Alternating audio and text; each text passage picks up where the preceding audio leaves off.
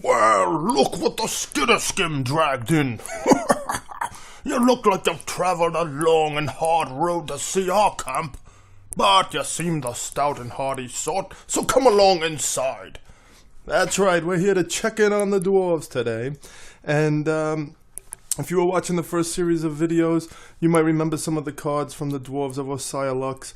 Their focus is on alchemy, magic, and as previously described, we had some inventive contraptions or things like the detonation divisor and things like that have been moved from this faction and put on the elves.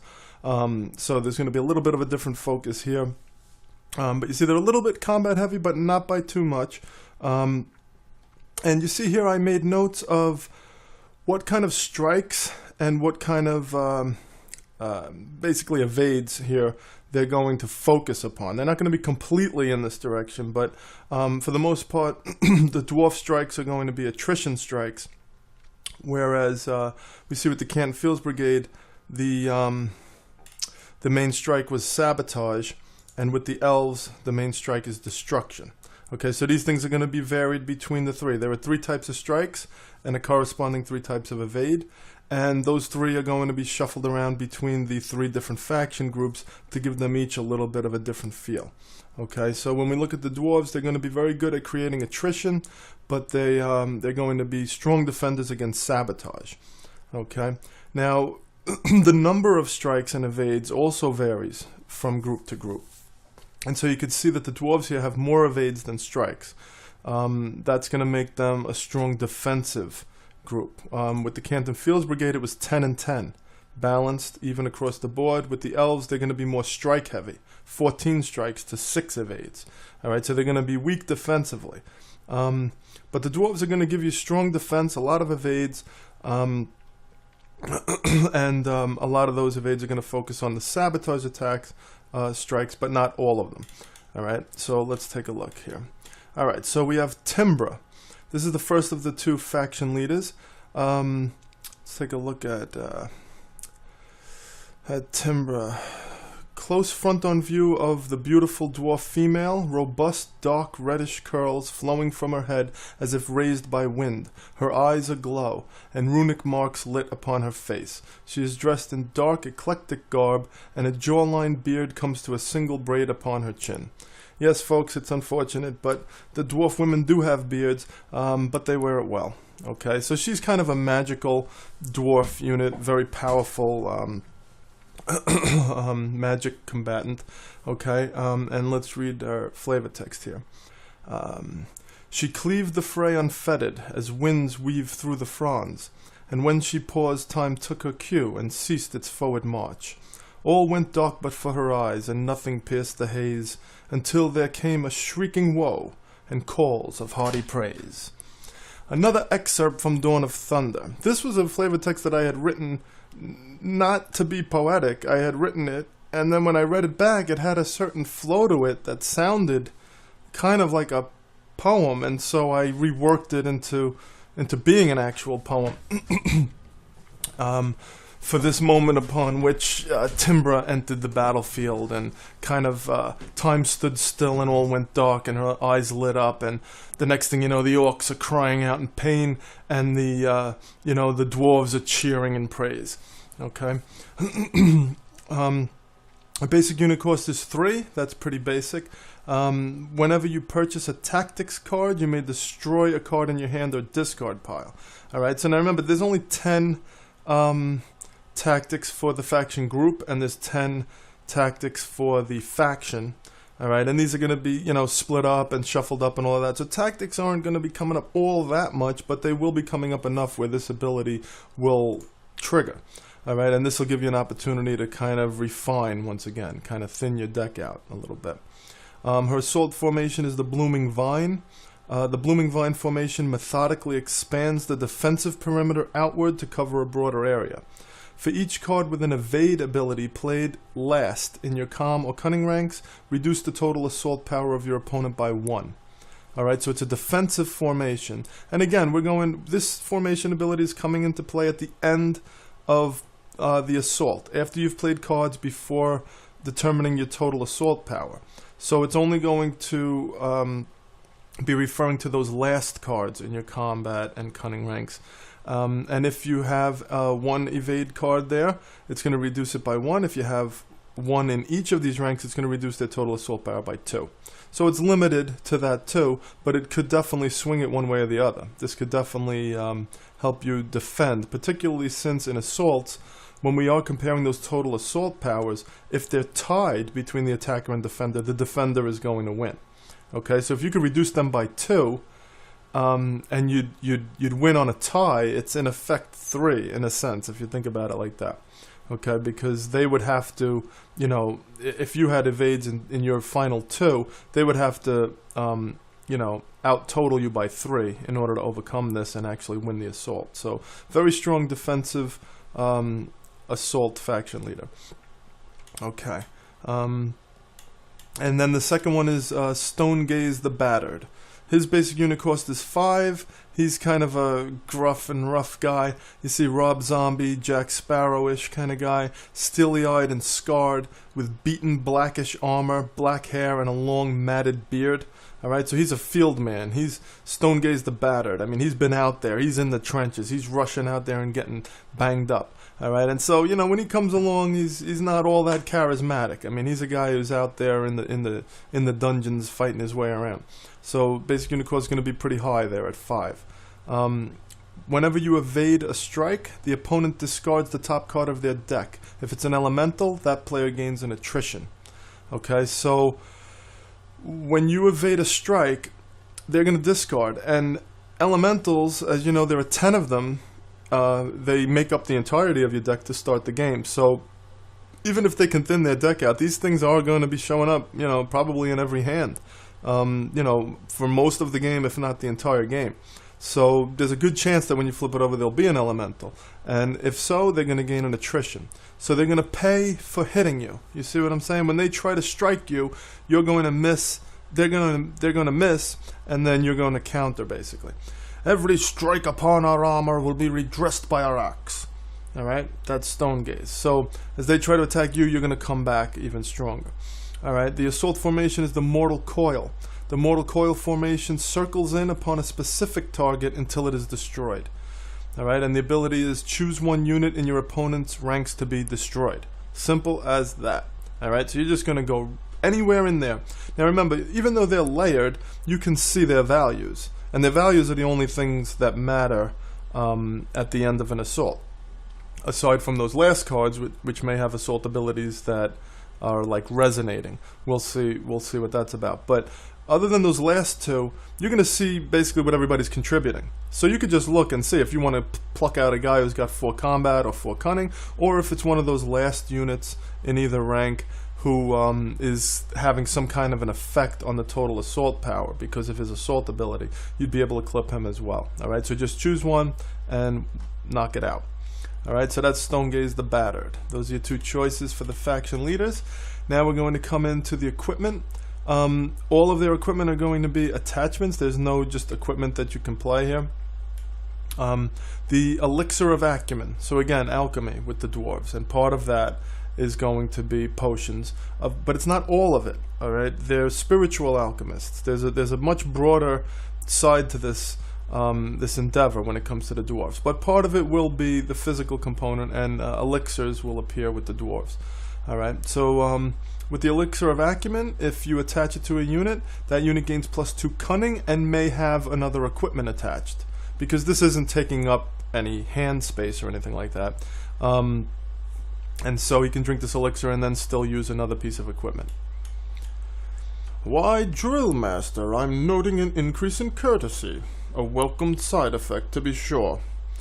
An alchemist of the Pine Order, who you'll see is one of our units, speaking to Drill Master Hawkbeak, which, if you remember the Drill Master, he's kind of a gruff fellow, Drill Master, you know, in the typical fashion.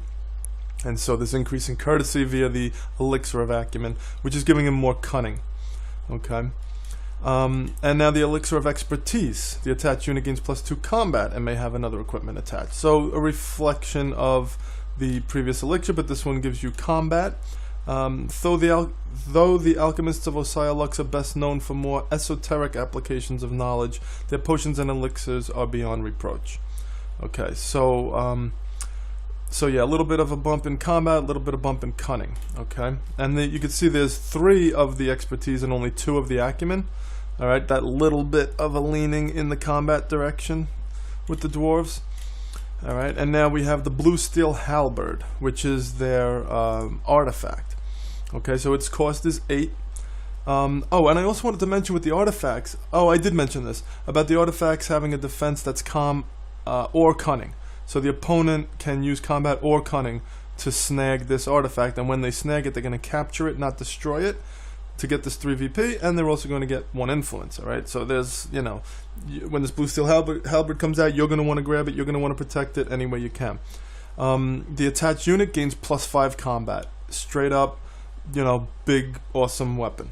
Okay, only a small accumulation of blue bark iron could be mined from the beast lair near sea bottom before dragon fins ravaged the expedition. The blue steel halberd is the only weapon ever crafted from this rare aquatic material. A gloriously ornate large halberd with a bright bluish hue.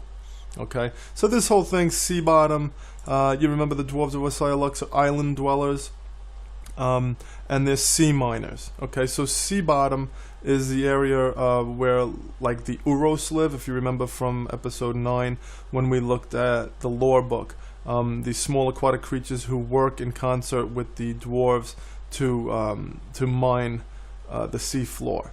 Okay, so the beast lair near sea bottom had this blue bark in it. They went to get it, but dragon's fins were having the expedition. They were only able to get a little bit, and they haven't been able to kind of overcome that hurdle as of yet. So this is the one and only weapon made with this rare material.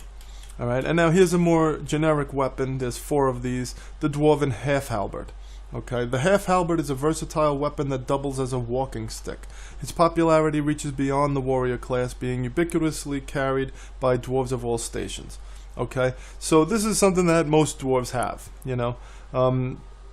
Everybody's kind of walking around with this kind of halberd walking stick, you know. Some of they tend to be very, you could say, a simple half-sized halberd suitable for carrying about even in peacetime. All right, so they're not these big, giant weapons. They might have kind of a small blade on them, you know, and they're kind of, you know, even like, let's say, a teacher, you know, a professor might be carrying one of these just as part of their culture. It's not that he's going to be killing anything with this thing, but it's something that they walk around with. And the attached unit will gain +2 combat for the dwarven half halberd. Alright, and now we are, okay, yeah, so that's 4, 1, 3, 2. We said it was going to be 4, 3, 2, 1 for the equipment, so that's it for that. So we're into the tactics, defensive drills. We talked about this extensively in the first series of videos. You may place an evade card from your hand or discard pile on top of your deck. So remember, evade, you're going to be playing them on the opponent's turn. If they strike you, if they don't strike you, well, then you didn't get to use the evade, you know.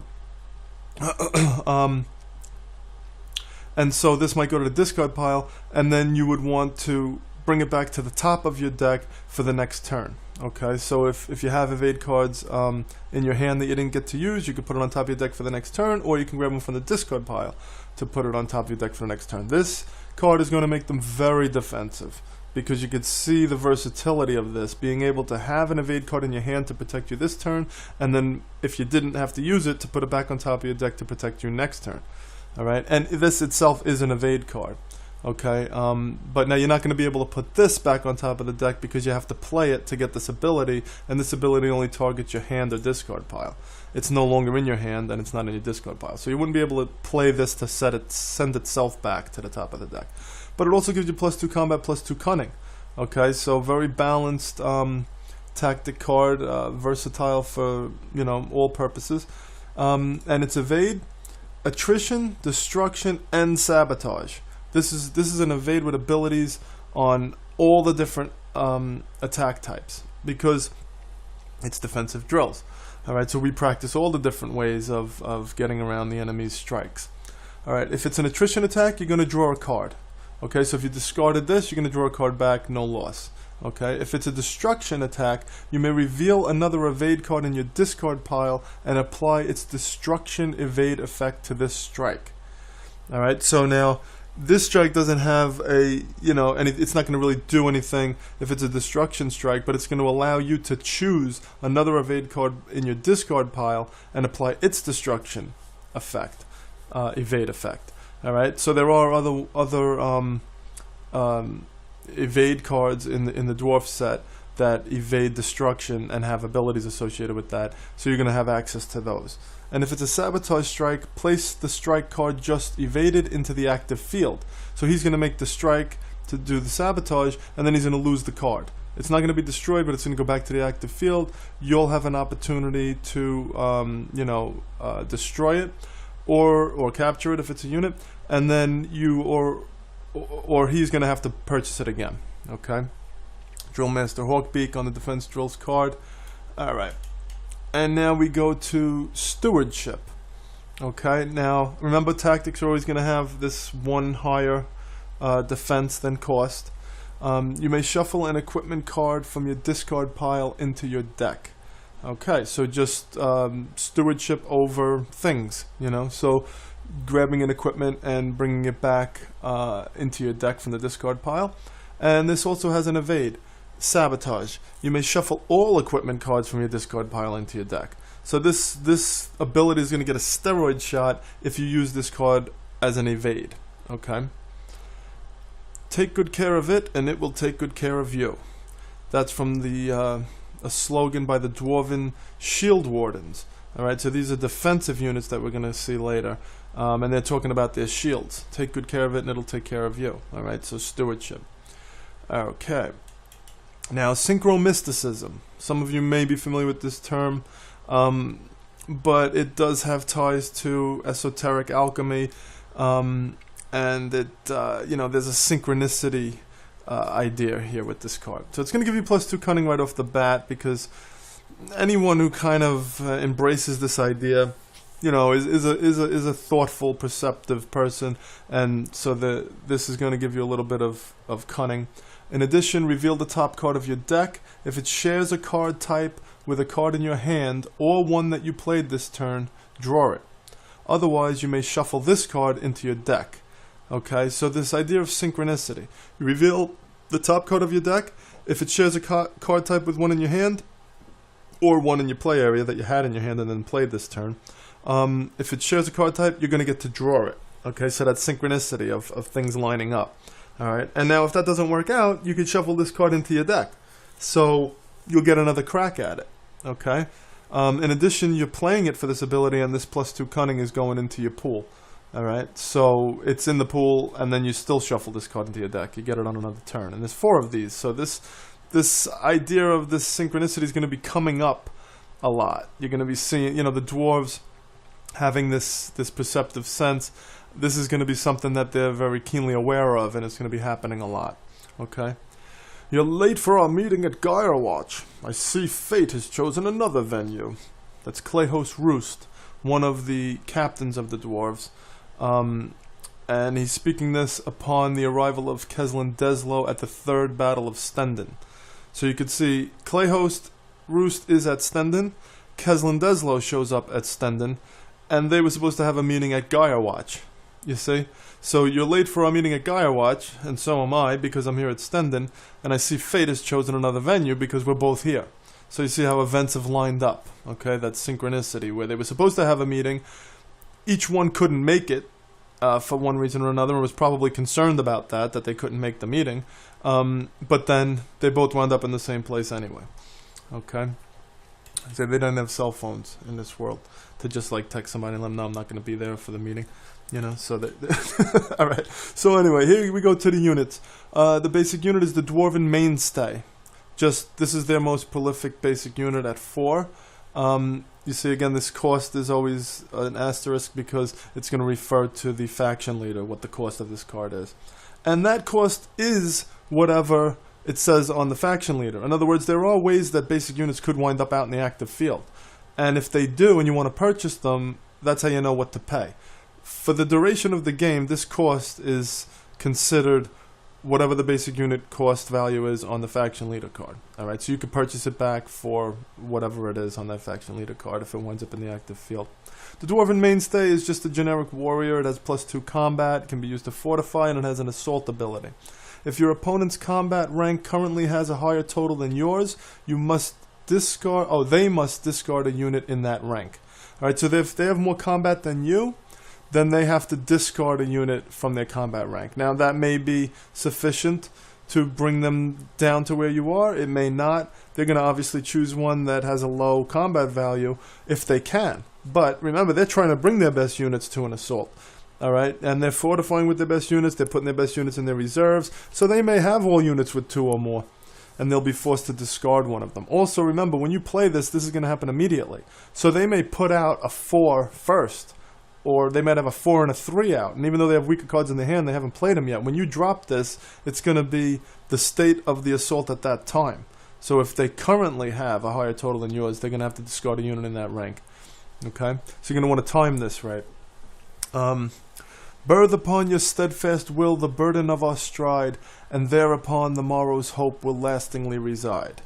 Alright? That's the motto of the Dwarven Mainstays. Okay? So they're going to take upon their will the burden of the dwarven stride, the dwarven progress. You see, they're going to be there to fight the fight, to hold this thing together via their willingness to fight for the dwarven cause, whatever it may be at a given time. All right, and so there's where the morrow's hope lies, in the fact that their protection and their willingness to fight is, allowing the culture to thrive and move forward.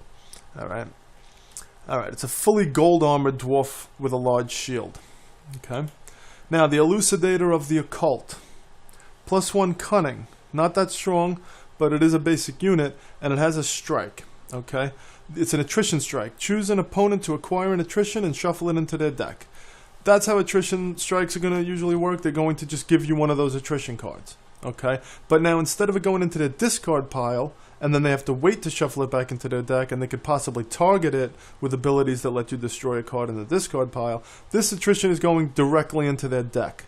Alright, and the Elucidator of the Occult, knowledge may be held, but never possessed. Okay, so the occult, meaning hidden knowledge, the Elucidator is one who shines a light on that hidden knowledge, and exposes it and shares it. He's a teacher. Okay. Okay. So now also there's a subtle connotation that the Elucidator of the Occult is creating attrition in the enemy ranks. All right. It's almost to suggest that that occult knowledge is at the foundation of what allows a society to convince people to give up their own lives, let's say, in the protection of their cause. All right, so by kind of exposing what the true motivations are, or the true factors at play, it may dissuade the enemy from making that sacrifice. If he sees that sacrifice isn't worthwhile. Let's say, the Elucidator of the Occult got the ear of a Xanthan Orc, and he showed him, the treachery and the hypocrisy of the Xanthan culture, then that soldier may be less willing to fight for that culture, you see? So that's kind of the subtle connotation here with why the Elucidator of the Occult is having this attrition effect. Okay, he's kind of exposing something, maybe, that would have this effect. Alright, now the Shield Warden, a defensive unit, you can see the defense is 6. We only had a 2 on the Elucidator, who's basically a teacher, and a 4 on the Mainstay, the generic warrior. The 6 on the Shield Warden, highly defensive. The Shield Wardens of Osaia Lux train exclusively in defensive measures and carry no offensive weaponry. Alright, they have a 2-handed shield. Okay? They have a fully armored dwarf with a large shield and a smaller shield. Right. They don't have a 2-handed shield per se, they have shields in 2 hands. Okay, so kind of an unusual look. I don't recall ever seeing that before, that they're exclusively defensive. Alright, so they can fortify, but they're only bringing 1 combat to the table. Alright, primarily you'd want to use them for their evade, which again they have all three: attrition, destruction, and sabotage. And all of them say the same thing. You may shuffle this card into your deck.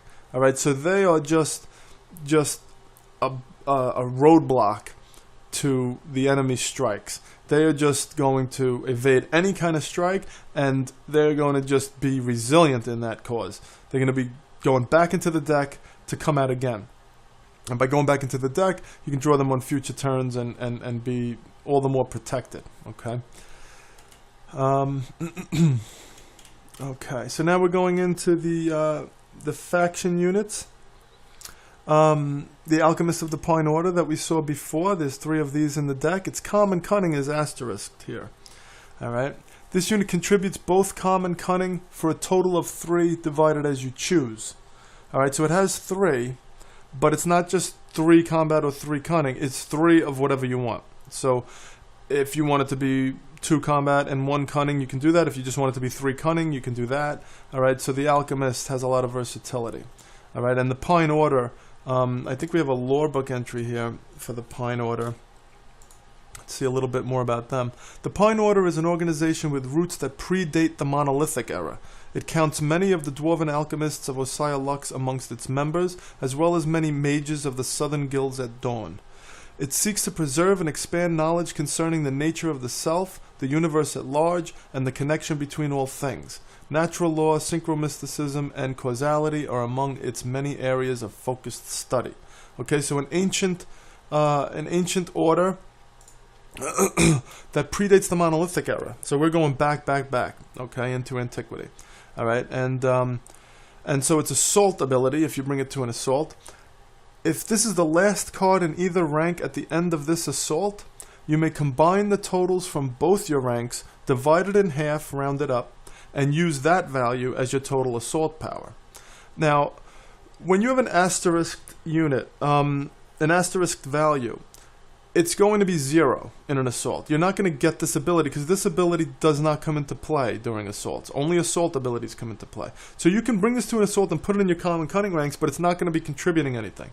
But if you put it last, then it's going to have this effect of being able to sort out an imbalance. Okay, because again, balance, right? The Alchemist of the Pine Order, talking about the balance and universality of all things and whatnot. So bringing this into balance, if you have, let's say, 7 combat and only 1 cunning, this is going to balance that out, okay? So you're going to combine the totals, combine it in 8 for 8, divide it in half, that's 4 and 4, and then you're going to use that value as your assault power. So your assault power will be 4.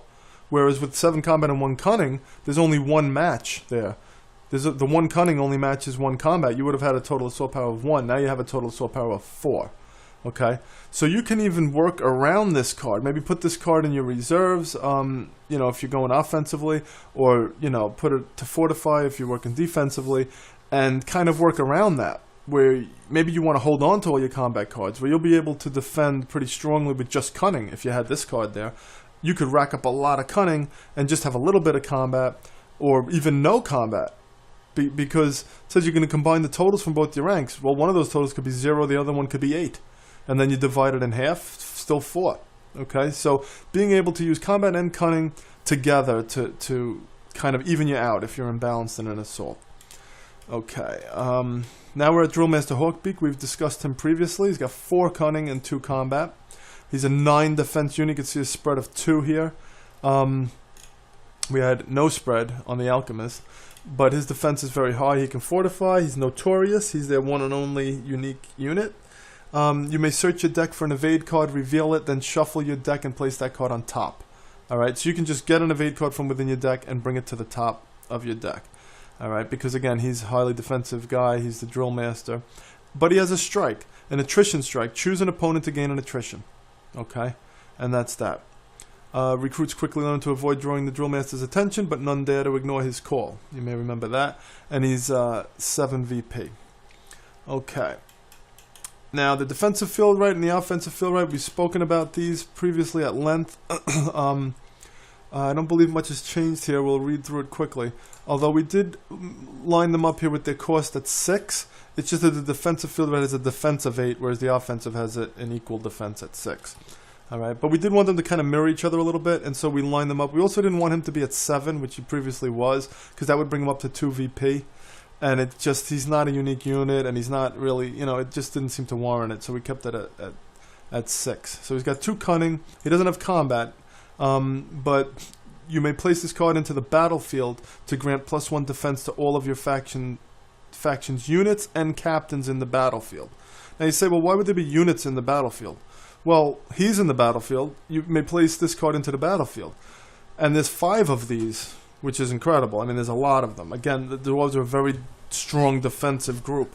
You can imagine 5 of these. You could put this card... Oh, well, here now I changed this. All right. First of all, this card cannot be captured while in the battlefield unless it's first. We'll talk about that. And then I said only 1 defensive field right may be in the battlefield at one time. I was a little afraid of this. There's 5 of them. If you get a bunch of these out into that battlefield and you're jacking up a captain who started at 13 defense, and now you gave him +1, let's say 4 or 5 times over, and he's up at 17 or 18, I'm a little concerned about a player's ability to get up to those kind of numbers at any point throughout the game. And so I was worried about that, and I said only 1 defensive field right may be in the battlefield at any one time. This is one of those things I have flagged for review during the prototype play. Okay, but as of now, I suppose we'll leave it as it stands. There may be other cards, other units that can go into the battlefield. But I wanted to kind of leave it like this. It's a little contradictory in the sense that my initial intent was that there could be more than 1 of these in the battlefield, and that this card would grant +1 to not only the captains, but the other defensive field rights, making them harder to remove from the battlefield. But it's getting super defensive, you know what I'm saying? He's going up now to 7. If there's 2 of them, he's going up to 8. And now he's like almost, he's bordering on becoming like another captain out there. So I'm just concerned about it, but I'm leaving it like this for now, and then I'm going to see which way I'm going to go with it. But who knows? There may be other units that can go into the battlefield. And so, even in future games and stuff like that. So anybody in the battlefield is basically the idea, because he's a field, right? He's casting a defensive field over the entire your side of the battlefield. All right, so whoever's in it is going to get this bonus. Okay, and then when we talk about first, you remember we spoke about how captains enter the battlefield.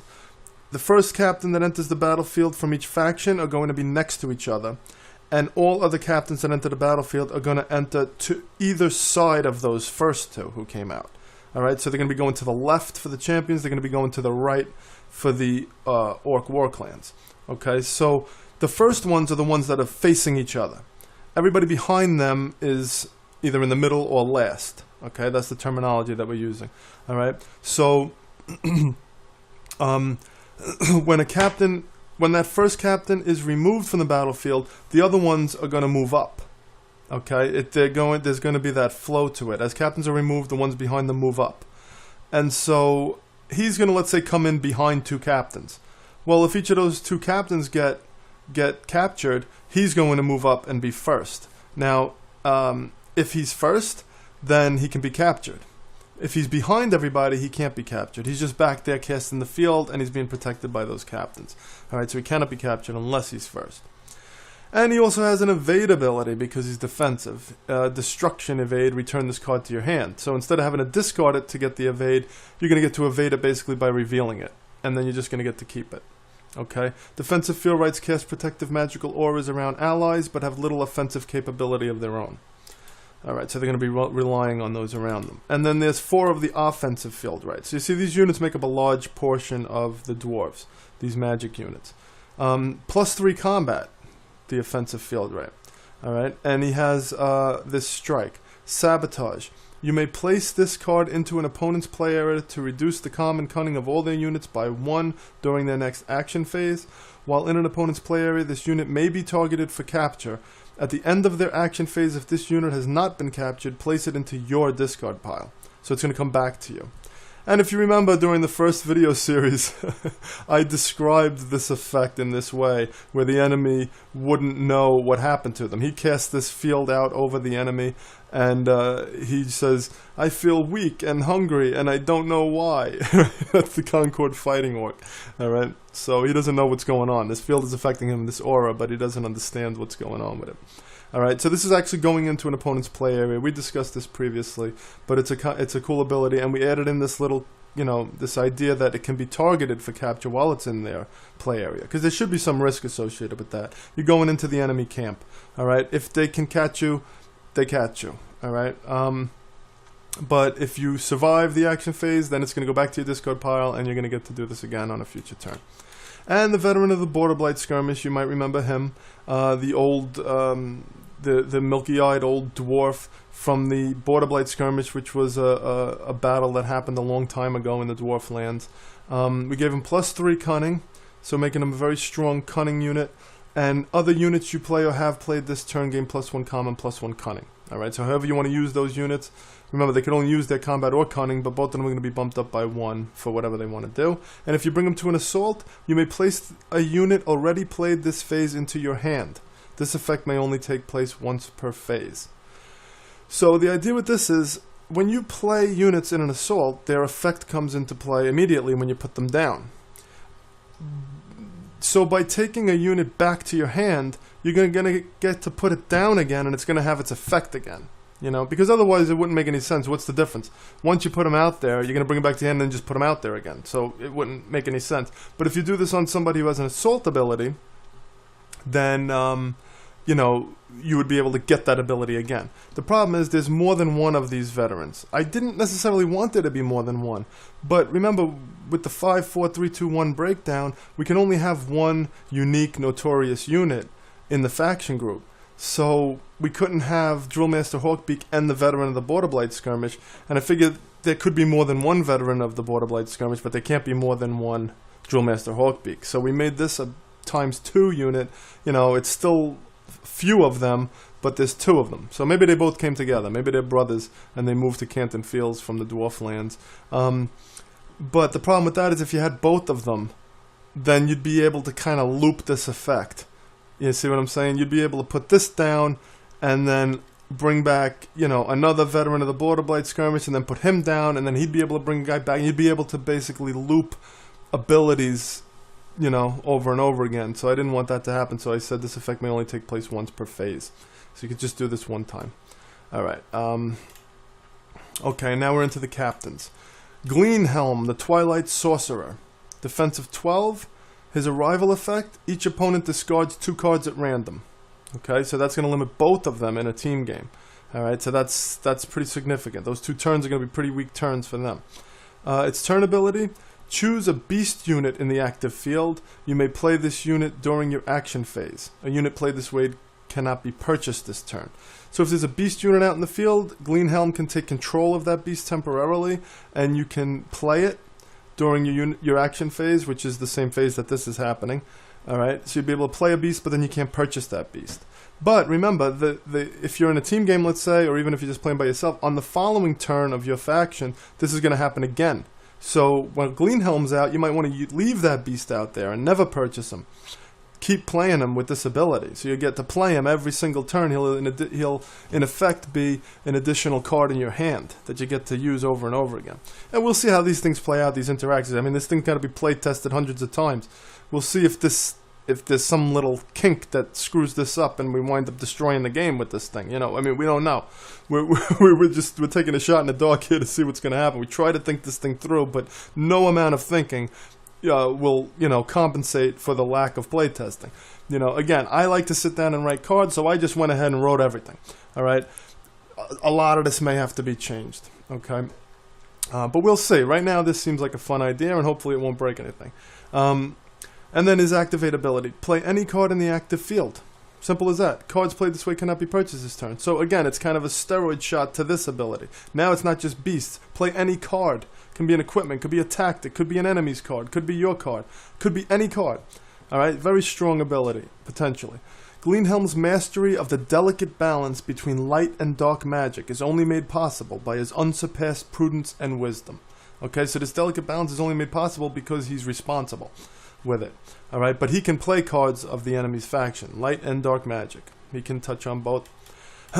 Okay, the magical bald dwarf with staff, robed with lightning bolts and glowing eyes. He's actually a character that I used for a role-playing game. I have a miniature figure that looks like this, and I called him Gleanhelm, and I used him in Dungeons and Dragons, and so that's where I got the idea for this character. Okay, now we're looking at the second captain, Mammoth. Mammoth, large, rotund, light-skinned dwarf female with dark, golden, flowing hair and a short, light beard with no mustache. Demonstrably larger than the average dwarf, but no bigger than the average man. Strong face, not overly attractive. Okay, so she's a big, strong, dwarf, much bigger than the average dwarf. All right, her arrival ability, each opponent acquires an attrition. All right, so straight off the bat, she comes out and people start running away. Right, it lowers morale, is what I should say. Okay, her turn ability, choose an opponent. That opponent discards an equipment card, or you gain 1 influence. All right, so is that clear? That opponent discards an equipment, or like this, or who's making the call? Discards an equipment. If choose an opponent, that opponent may discard an equipment card.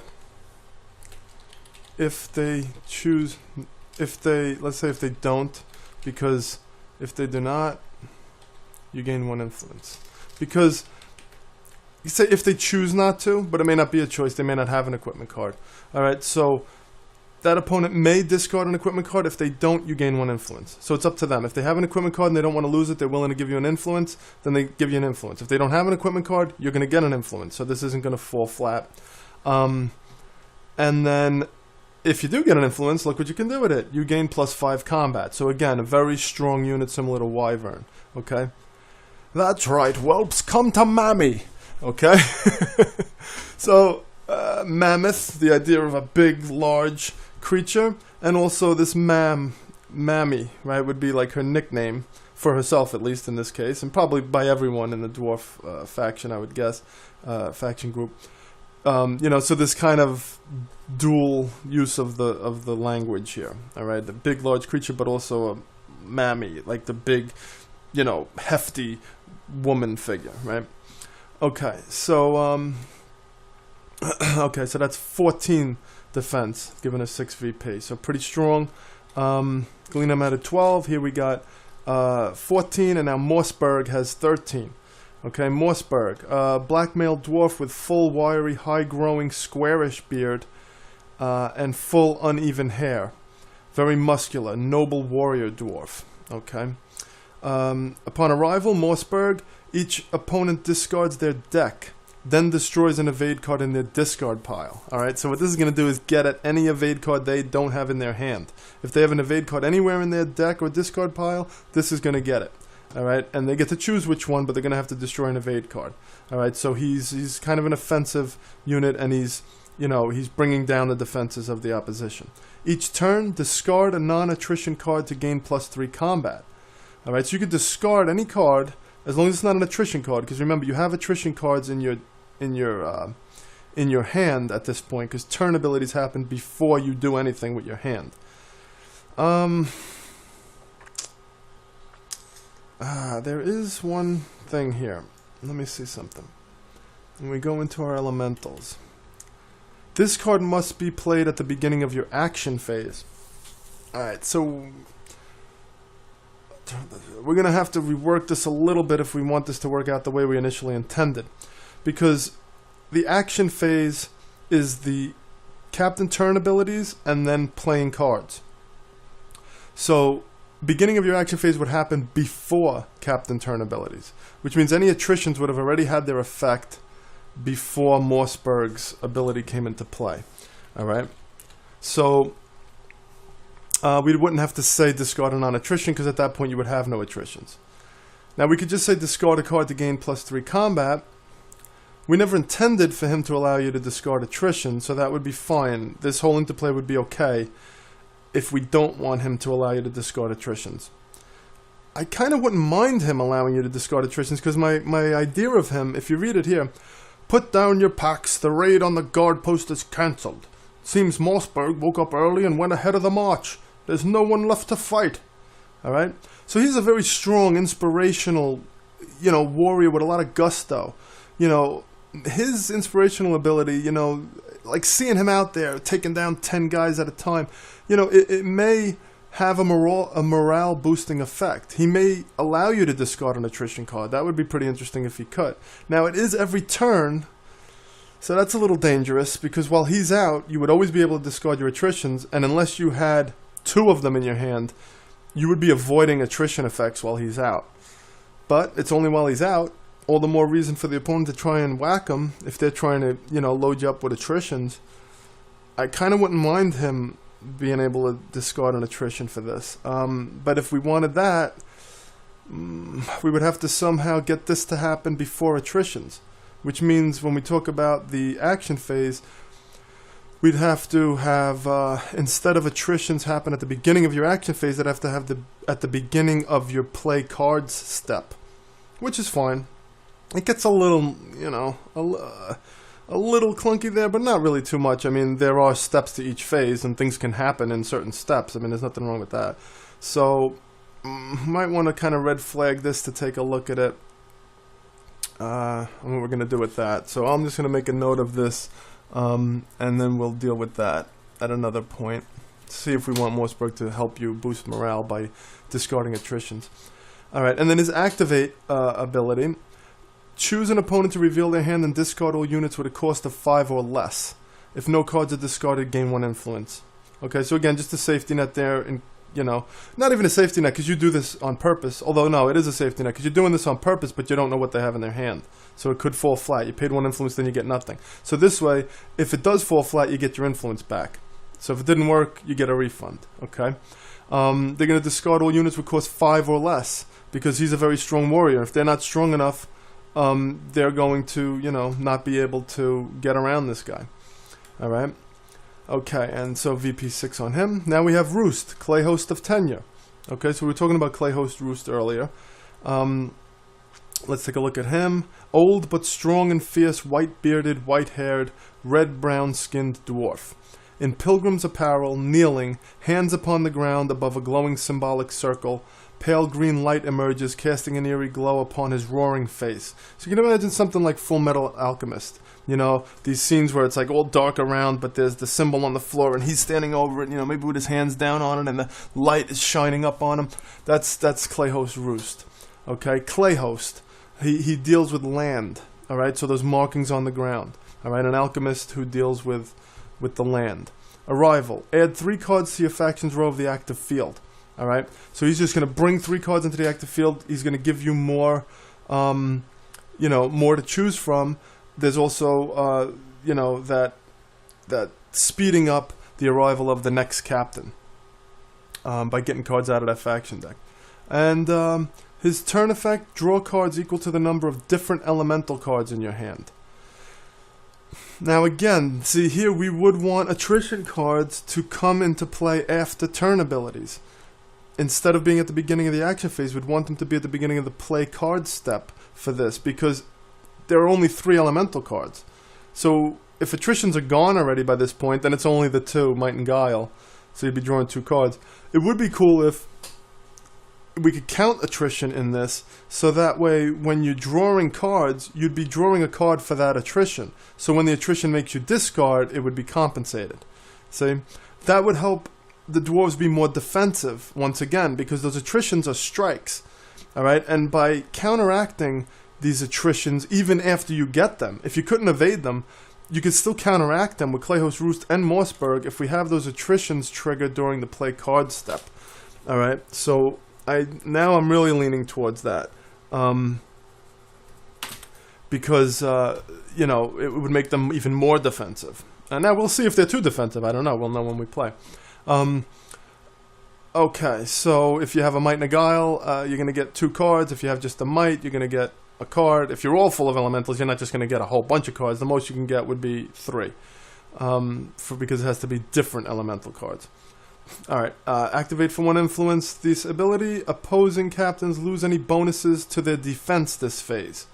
Alright, so you saw how the defensive feel right gave a defensive bonus to captains on your side of the battlefield.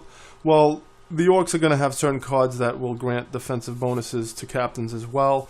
This would allow you to cancel those and get in there and make a strike on a, make a capture attempt on a captain in a little bit of a weakened state, or at least bringing them back to baseline. There is life and death within the land, maul, muck, and soil, and those who harness it will have at their disposal all the power of the world. That's Clayhost Roost, okay? So, a man of the land, and then Trekken Mancine is the last, okay? So, Trekken Mancine, a young dark-haired dwarf ranger with colored braids in his long hair, a medium-length beard, and bohemian-style garb with a lot of jewelry and symboled charms. Okay, so a young ranger type. His arrival effect. Each opponent reveals their hand and discards cards until the total value of combat and cunning in their hand is equal, or until they have no cards remaining. Alright, so you see, a wily and unpredictable dwarf, Trek is a ranger known for his stealth and outlandish application of alchemical magic. So his outlandish application of magic, ranger magic, and so what he's going to do is, he's going to have you reveal your hand. Now you're going to total up the total combat you have and the total cunning you have. Alright? And if they're not equal, you're going to have to discard cards until they get equal. Alright? And now this may never get equal. If it keeps falling odd, no matter what you discard, you wind up discarding everybody. Okay? I mean, if you got lucky, you might wind up with a unit who has +2 combat, +2 cunning. You'd get to keep him last, because he's balanced, right? Because we're taking the combat and cunning off each unit. We're looking at both of them here, and we're making totals on everything. So each card is going to add its combat and cunning to this total that we're getting here. All right, so it's gonna be a little bit of a mind. You're gonna have to kind of work out how you want to do this. I have to see if this gets a little too cerebral. I don't know, because you have cards with multiple values. I got 3 combat and 1 cunning on this guy. I got 1 combat and 2 cunning on this guy. I'm adding them all up, and then I'm trying to decide who to discard. If this gets too unwieldy and slows things down too much, we'll have to change it, but I really like the idea of it. It's very unique, and it's definitely wily and unpredictable. It's kind of like, oh, geez, like he's just screwing you up in a very weird way. Okay, and who knows how many cards you'd have to discard. Maybe none, maybe your whole hand. So it's very unpredictable. You don't know what's going to happen with this. Now, it only happens once, okay? So even if it did slow things down for a minute, it would kind of be an event that happened during that play session. It would kind of be like, oh, you remember when Trek came out and screwed up, everybody had to count up with their hand and screwed everything up. It's only happening once, so I think people would, be able to bear that. If it started happening too often to people, I definitely would start to become a pain in the neck. If it happened like 3 times, by the 3rd time you'd be like, come on already with this, I got to count everything up. But if it happened once, it's just enough to kind of be like, man, that was crazy, but now it's over, I never have to think about it again, that's cool. Okay, so I think that could work. We'll see. On your turn, choose an opponent to reveal their hand and discard 1 unit of your choice with the fortification ability. Alright, so they're going to reveal their hand. You can get rid of a unit that they may use to fortify, or you get rid of any unit. I mean, even if their fortification slots are all full, you can get rid of any unit with the fortification ability. Alright. And now you can activate for 1 influence. All cards in your hand have their calm and cunning values reversed. Alright, so again, outlandish applications of magic. Calm and cunning reversed on all your units. Alright, so again, you're getting to choose whether you want to do this. So if you have a very strong combat hand, but you want to recruit somebody, you can switch it. Alright, so that's pretty cool. I like this guy a lot. He's a lot of fun. Okay, so there you have the dwarves. Very defensive, very creative in their magical abilities. You could see the different feel that it has than the men faction. I think that this is going to be a pretty fun faction group to play. Okay, so then next time we're going to be coming back for the dwarves. Thanks for checking in. I'll see you soon.